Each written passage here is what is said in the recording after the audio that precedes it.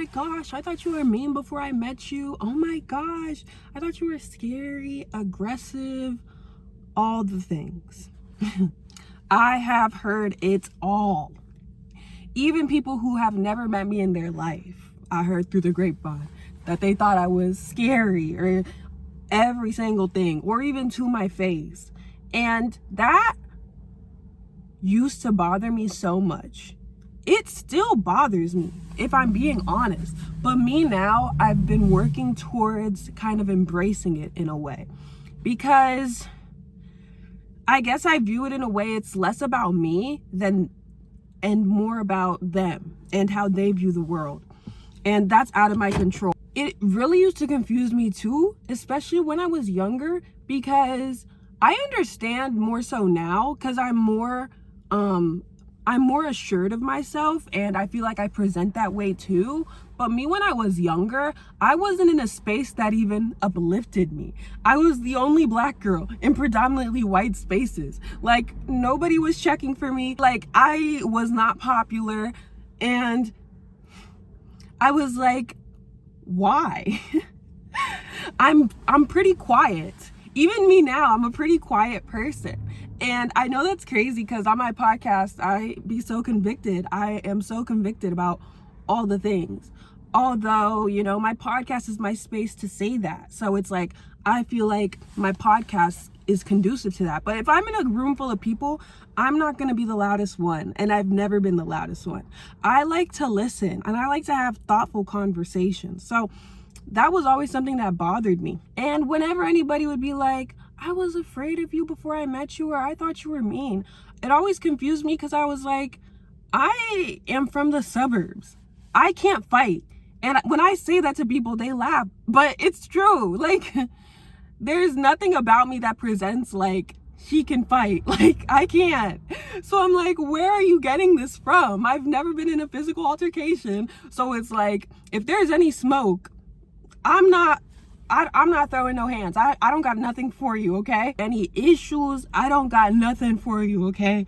Like, I like to talk things out. I'm that type of person. Especially too when I was younger. I had a fear of confrontation. I wasn't a confrontational person, even if confrontation, just basically standing up for myself, was, you know, the necessary thing to do. And I must talk about this because in my last podcast, I was talking about how people with low self-esteem, like, I'm not for them. I am not for the people with low self-esteem. And I remember receiving some comments, and these were comments on clips of my podcast that I made. And when I make my clips of my podcast, I'm not giving the entire context. I'm not giving all the nuances. Especially when I said that, I was saying that in response to something I saw on social media. So when I'm doing my clips, it's like cut up, you know, it's not giving the full context. And somebody was being like how, you know, people are insecure as a result of their upbringing and their environments. And I totally see that point of view.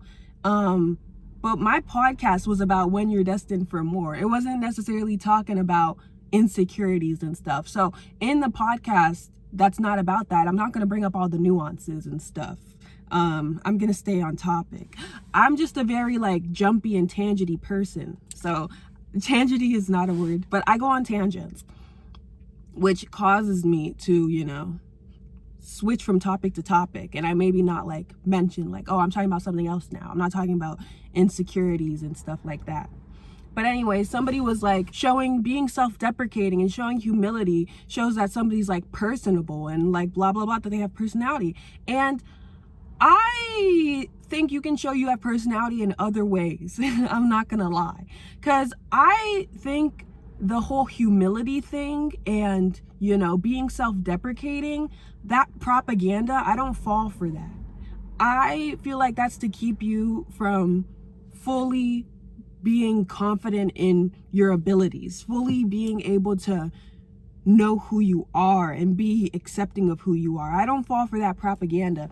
But anyways, they said like it's a facade in a way to like, I guess, have a lot of self-esteem, or it's a facade in a way to be different than that. And, to have self-esteem and be open about, liking yourself and stuff.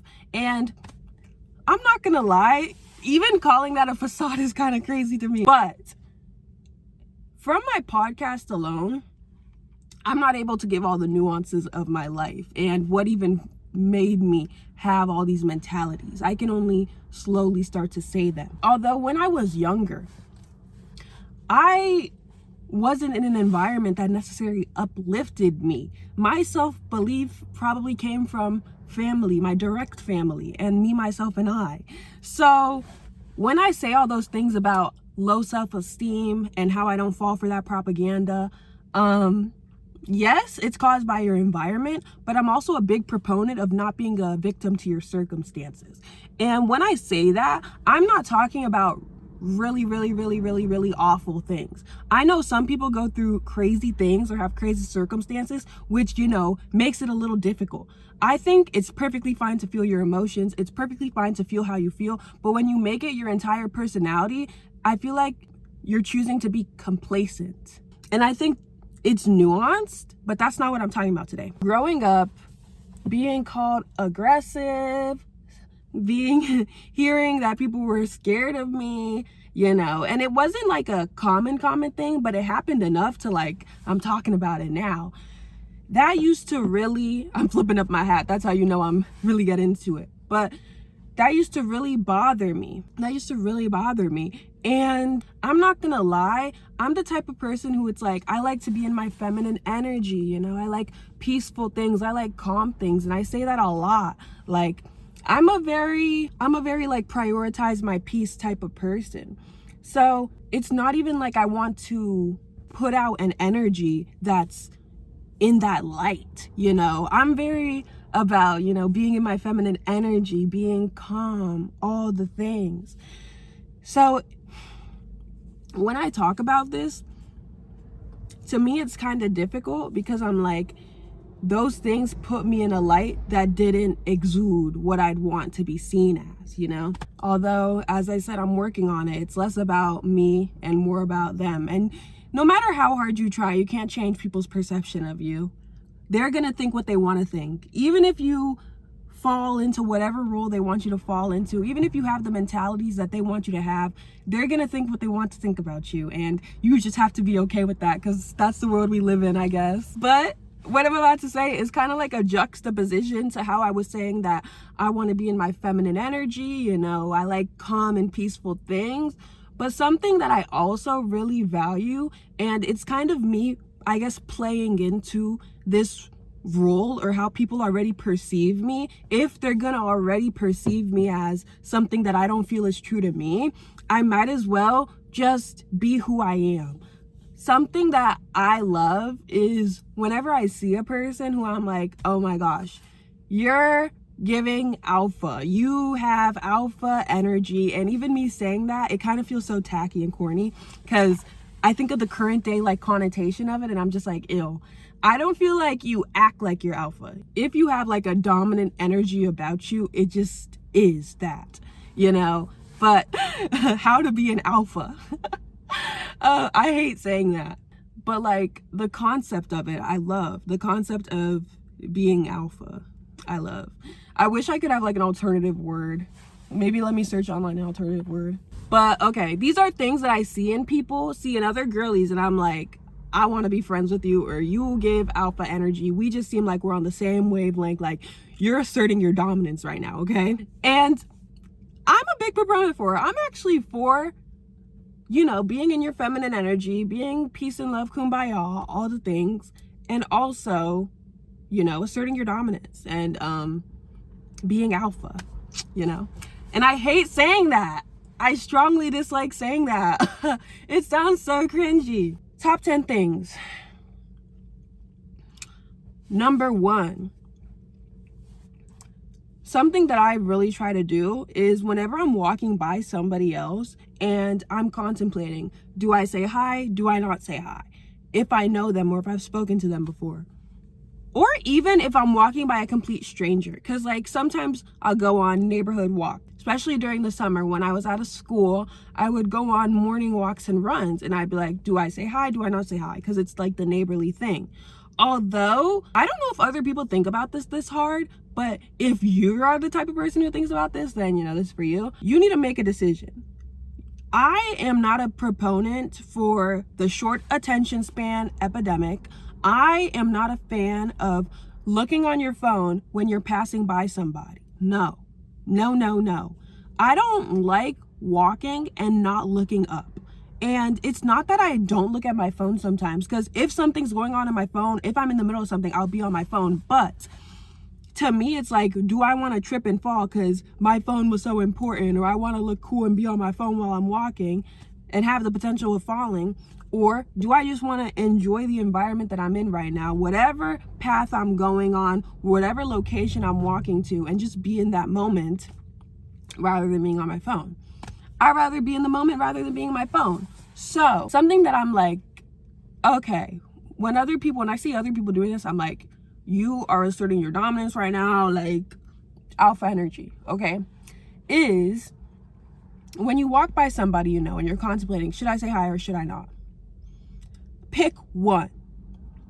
Either say hi, because me, myself, if somebody says hi to me, regardless if I've spoken to you or not, or like smiles at me, I smile back, because the world isn't going to blow up regardless of whatever they choose to do, At least you went into that interaction with good intentions. Or don't say hi. Just keep on walking. Don't even do that awkward looking at your phone while you're walking by somebody and then looking right back up because there was nothing on your phone. Maybe you were looking at your notes app or something. And you just wanted to avoid eye contact and basic like social interaction. Don't do that. That does not give out. Do that if you want to. I don't care, actually. But to me, when people do that, it doesn't give asserting your dominance. It doesn't give like the energy. It doesn't give the vibes that I personally like or whatever. Like I get it, especially if it's somebody who you don't want to say hi to or you're avoiding. Okay, I get that.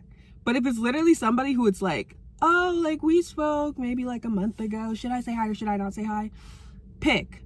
Either walk by them as if you guys didn't talk, or say hi or smile at them. Easy. It's not easy. It's not. As somebody who I'm socially awkward a little, okay? Just un poco. It's not easy. It's easier for me to come on this podcast and say it than it is to do in real life. I'm a little socially awkward, but definitely easier said than done. But practicing, working on it, and might as well talk about it too. Share it with the podcast or another thing. And it kind of has to do with being on your phone. The type of energy I want to give out or that I admire in other people is whenever you're in an elevator. Don't go on your phone for however minutes, however many seconds it takes for you to get from floor A to floor B. Don't go on your phone because, do I know all the like logistics and the science behind it? No. But don't go on your phone because like literally, I feel like that's another thing of people are afraid of like being in the moment. People are afraid of like looking at the world around them or just sitting in awkwardness. Let it be awkward. And being in an elevator with other people, not on your phone, isn't an inherently awkward or uncomfortable thing. It may be, that's subjective, but like even if it is, let it be uncomfortable. Let it be awkward. Don't go on your phone. It's 2 minutes maximum to get to floor A to floor B. Like, that's just something I strongly feel about, But do what you want. I'm gonna sleep just fine at night, whether you go on your phone in an elevator or not. And like, I'm not even saying this in a way like phones are bad, blah, blah, blah. No, because look at me. I'm on my phone right now talking to it. I'm on my phone right now talking to my podcast. So I'm not even saying it in that way. I'm saying it more so in a way of, a little less is better, If you want to reduce it at least somewhat, maybe don't go on your phone in an elevator. I think it's a little better for your health, but I'll double check that. I don't want to spread false information. Okay, last thing that I'm like, this is me working towards embracing You know, whatever energy, whatever narrative anybody wants to have about me, I'ma live with it. And, you know, live in life, all the things. When you walk into a room, do not be on your phone. When you're walking into a room, do not be on your phone. As I said again, do what you want. I'm gonna sleep just fine at night, whether or not you walk into a room on your phone or not.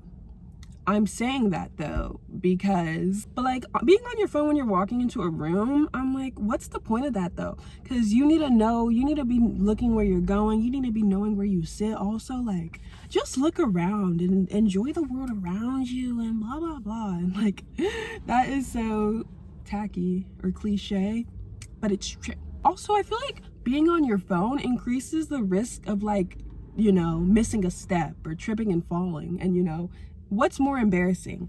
Entering a room and potentially making awkward eye contact with the people, or seeing everybody stare at you if they even care, because they most likely don't. Or, you know, being on your phone and, you know, blocking out whatever's going around in the outside world and tripping and falling. And of course, that's like a random example, specific example. And, you know, most of the times that does not happen. But I'm just saying, I know which one I would pick. Anyways, those are ways I'm working towards, you know, embracing whatever narrative anybody wants to have about me, because it's going to happen anyways. And these are things that I'm like, oh, you have alpha. You are alpha. You are alpha. That terminology is so funny to me, alpha. Anyways, you know, this reflects me trying to be okay with whatever perception people have about me, and trying to care less about controlling that perception or narrative, because it's not in my control. I could be the nicest person in the world and somebody could think whatever they want to think about me. And I'm not the nicest person in the world either. I am a multifaceted, I am a flawed individual, you know, but like, aren't we all?